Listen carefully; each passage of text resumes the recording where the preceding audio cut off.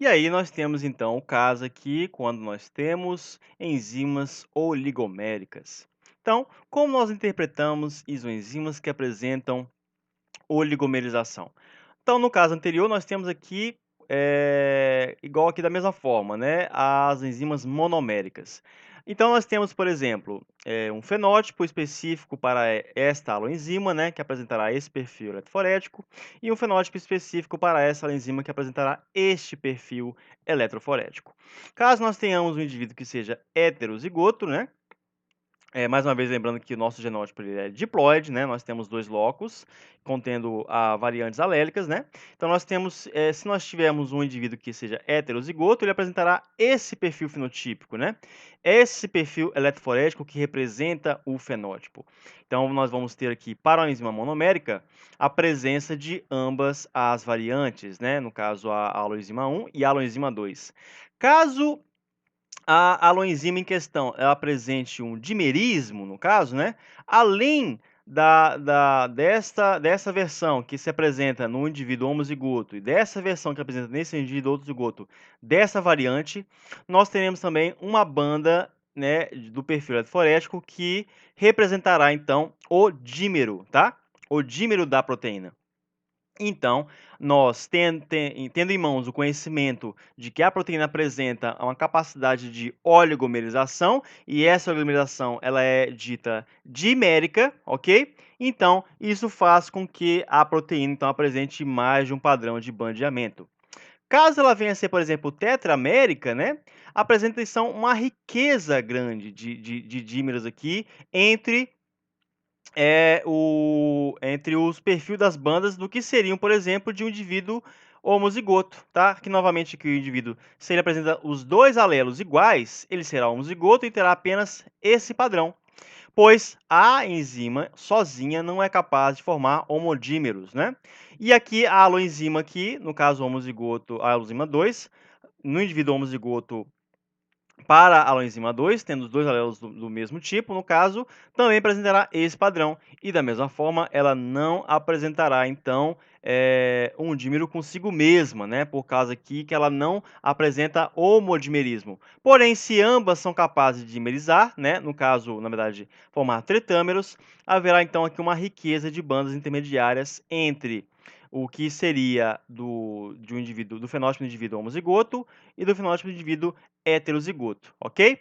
Gente, aqui está exemplificado apenas os exemplos em que as aloenzimas não homodimerizam, ok? Quer dizer que elas não são capazes de promover dímeros consigo mesmas, tá? Aqui apenas acontece o caso delas promoverem dímeros entre as duas variantes, ou seja, heterodímeros, tá? E aqui um exemplo das enzimas diméricas e tetaméricas. Então, caso ocorra a homodimerização, então o perfil poderá ser muito mais rico e também mais complexo de ser interpretado, ok? E, muito importante que nós saibamos, as isoenzimas, elas são, sim, ditos marcadores codominantes, ok? São marcadores moleculares, alguns autores também chamam de marcadores bioquímicos, que são capazes de discriminar cada variante alélica de um dado gene, ok? Justamente porque nesse, por exemplo, nós voltarmos aqui, né, nesse gel, nessa figura esquemática, nós temos que há um perfil eletroforético para a enzima 1 e há um perfil eletroforético, né, diferente, né, com uma corrida mais rápida, né, um tamanho menor para a enzima 2.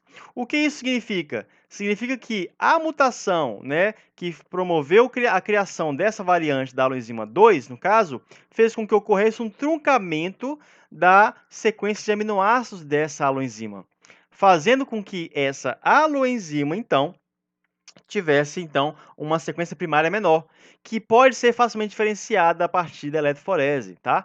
Então, esse tipo de mutação faz com que a gente consiga diferenciar facilmente alelos dominantes e recessivos ou codominantes entre si, ok? Como é o caso aqui nesse gel, né? Nós temos aqui, por exemplo, o zimograma de uma enzima esterase, né, de 5 amostras de plasma, ok? E aí, cada aloenzima consiste de duas bandas, né? O que significa que os 5 indivíduos que possuem 4 bandas, né, fenótipos de 4 bandas, são heterozigotos, ok? Então, este é um heterozigoto, este é um heterozigoto, no caso, esse aqui é um heterozigoto, ok? Então, haverão, né, no caso aqui, por exemplo, esses 5 indivíduos terão 5 bandas, tá? Quer dizer, 4 bandas, só que algumas bandas aqui, por exemplo, desses 2 indivíduos, estão contidas dentro de outras bandas menores, né? Então, elas são sobrepostas. E então, nós podemos diferenciar, no caso, variantes alélicas, justamente porque ocorre uma discrepância enorme do padrão de bandeamento aqui, né?